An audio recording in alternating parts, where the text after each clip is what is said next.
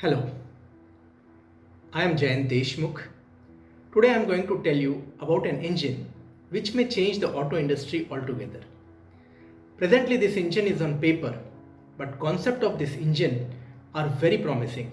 Arguably, it will be the best engine ever made. To claim something as the best is a very big claim, but there are sound technical reasons behind this.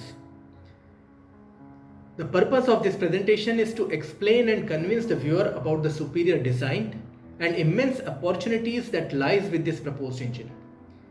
Before we discuss about this engine, let us first decide how we are going to define the best engine. So let us fix the criteria. There are many different criteria against which one may compare engines.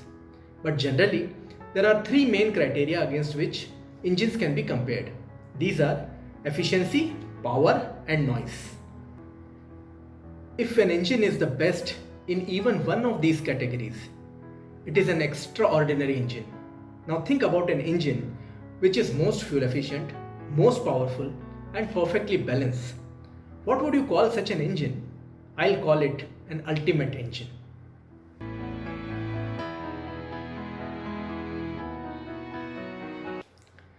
To help you understand this engine, first I'll explain the basic mechanism on which this engine works, and then one by one I'll explain the reasons why this engine is most fuel efficient, most powerful and how it can be perfectly balanced. Assume that this donut-like shape is our circular hollow cylinder. Inside this circular cylinder, we can put two pistons which are free to move anywhere inside this cylinder. For simplicity and easy understanding, we will make only a line diagram of this mechanism. Therefore, please assume that this circle is representing our circular cylinder, and point A and point B on this circle are representing positions of pistons at any given time. Now let us add a flywheel to our mechanism. As shown in the figure, the center of rotation for this flywheel is slightly offset compared to center of cylinder block. Now assume 2 points, point P and point Q on this flywheel, which are 180 degree apart.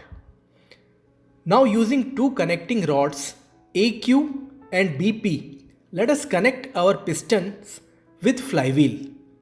Please carefully look at the figure on your screen. This is the basic line diagram of the mechanism on which this engine works. To understand this mechanism, in your imagination, try to rotate this flywheel and guess how the connected pistons will move.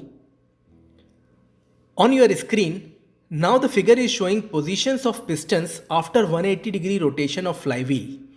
It appears exactly same as previous figure, but please pay attention to the positions of point P and Q. After 180 degree rotation of flywheel, now point P is in the place of point Q and point Q is in the place of point P. Similarly, positions of piston A and B have interchanged. During this 180 degree rotation of flywheel, piston A has travelled a short distance, whereas during the same rotation, piston B has travelled a considerably larger distance. Therefore, there is a big difference between the swept volume of piston A and swept volume of piston B. The same thing will be repeated in next 180 degree rotation, and this time piston B will be travelling a shorter distance. Due to this unequal movement of pistons, volume of two compartments formed between these two pistons will repetitively reduce and increase.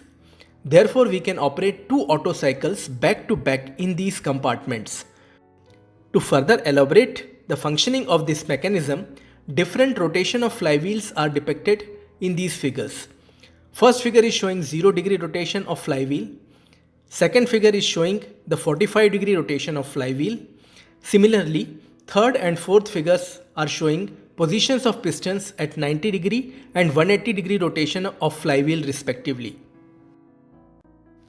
Based on this basic mechanism, we can design different sizes and shapes of pistons.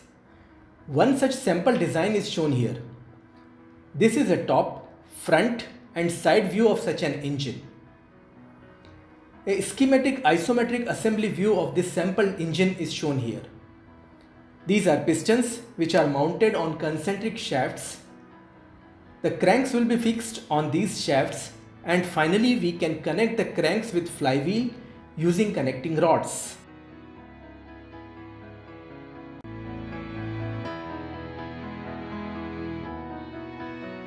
Now let us see why this engine could be the most efficient engine. There is one advantage with this engine which will be the game changer. Compression ratio of this engine can be changed very easily, even while the engine is running. This is a very big advantage for optimum performance. In general, more compression ratio means more efficient engine.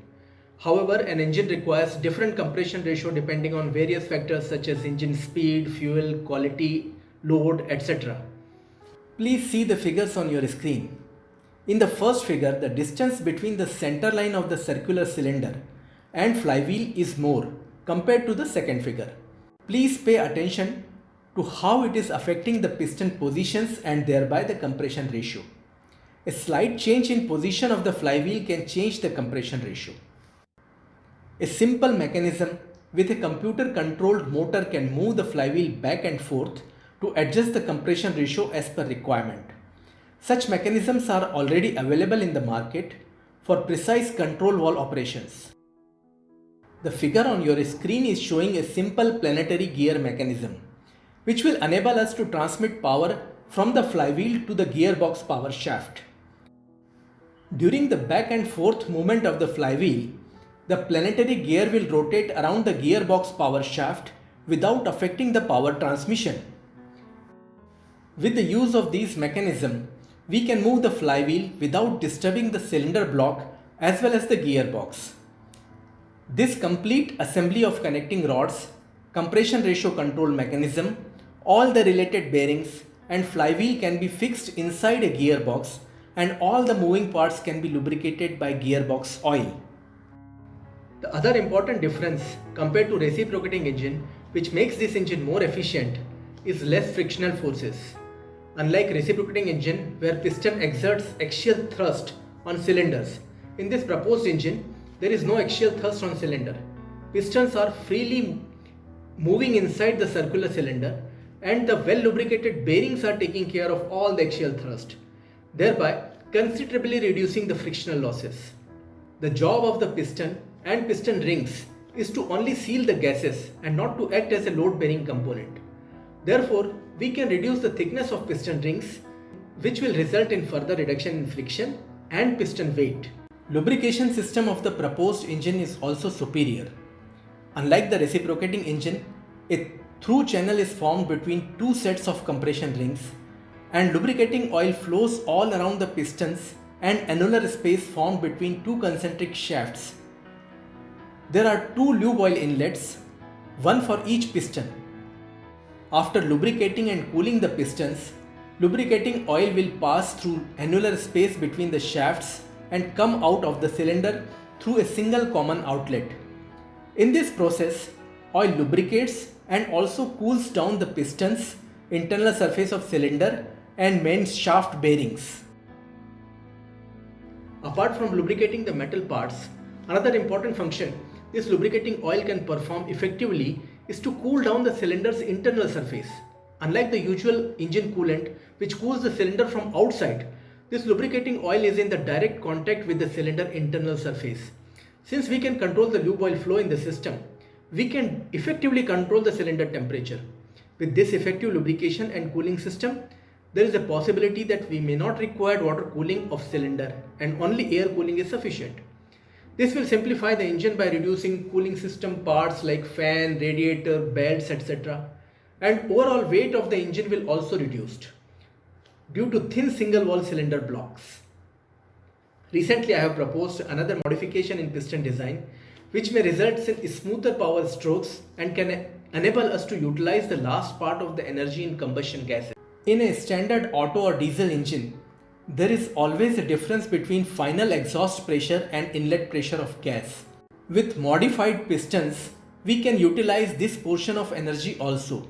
We won't discuss this modification now because it is not yet patented. Even if we do not consider this development, only variable compression ratio along with superior lubrication system will result in highly efficient engine.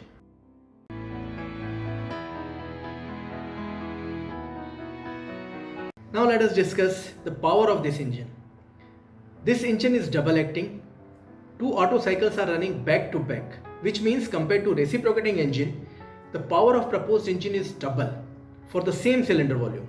There is only one power stroke in reciprocating engine for two rotation of shaft, whereas in proposed engine, there are two power strokes in two rotations of shaft. In other words, we can say 4-cylinder proposed engine is equivalent to 8-cylinder reciprocating engine. Other important factor which will increase the power to weight ratio is almost negligible inertia forces in this proposed engine.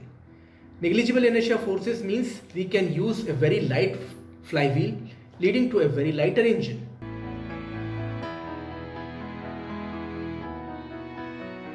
Please see this velocity versus shaft rotation graph. In reciprocating engines, during a single rotation of shaft, piston velocity will increase from 0 to maximum, then it will drop down to 0, then direction will be reversed and it will reach to negative maximum and then again it shall reduce to 0. In proposed engine, while running, velocity will never reach to 0. The pistons are always moving in same directions, hence there is no negative velocity. Therefore, fluctuation in inertia forces during a single rotation of shaft are very small compared to reciprocating engine. But the story doesn't end here. We are comparing velocity fluctuations in a single piston. However, the proposed engine has inherently two pistons, which is like compounding of two cylinders. When one piston is accelerating, other piston is decelerating with exactly same rate. Thus, these opposing inertia forces will cancel out each other and overall inertia force will be zero. Therefore, flywheel is required only to take care of thermal power fluctuations. All the main parts like pistons, cranks, main shafts and bearing can be balanced and only small central portion as shown in this figure of connecting rods will remain unbalanced. This smooth operation of engine will result in very less vibration and noise. That makes this engine super quiet and comfortable for passengers vehicle. Moreover, this smooth operation of engine will help in further increasing the power. Vibration and piston inertia is the main limitation in increasing the speed of the reciprocating engine. Less inertia forces in the proposed engine will enable us to design an engine with higher RPM, which will further increase the power of engine. I hope by now you are convinced that the proposed engine is truly a dream engine. It has immense possibilities to revolutionize the auto industry and it could easily become the world's best engine, the ultimate engine. If still you have any doubt or further clarifications are required, then please feel free to contact me.